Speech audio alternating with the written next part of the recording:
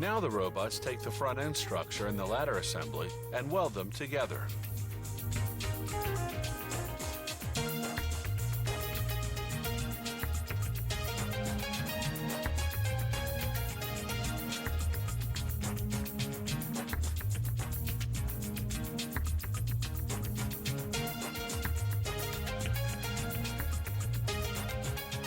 Elsewhere, robots work on the body panel for the passenger side of the van. The entire panel is made of one piece of galvanized steel. The robots weld reinforcements onto the panel so they can later attach interior finishing and other components. A transfer device swoops down and transfers the panel to the next station. The driver's side body panel, coming off another welding line, is headed there too.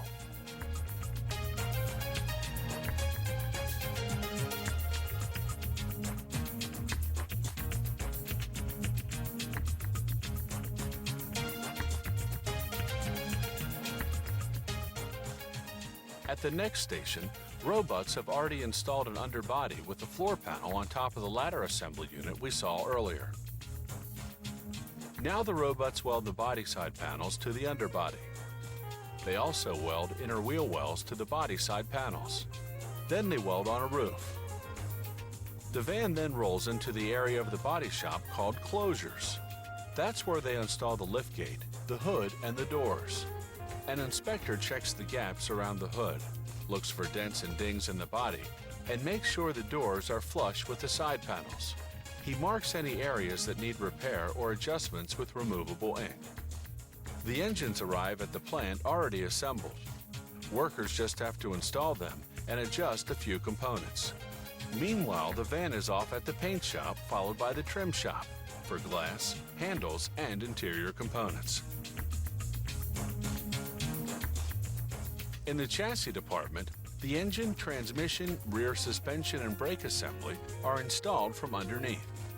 This part of the assembly line has two tiers. The van goes on top, the components on the bottom. The machines that install the components have long pins that fit into holes in the van's underbody.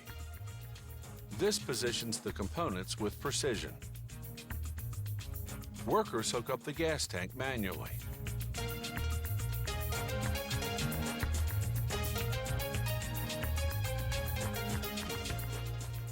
The seats arrive ready-made from a nearby factory.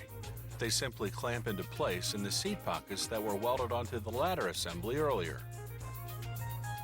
An automated machine attaches the tire to the wheel rim.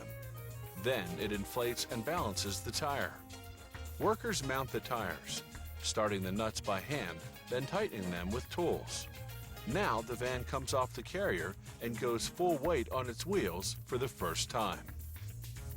Workers start up the ignition and run the van through a series of tests.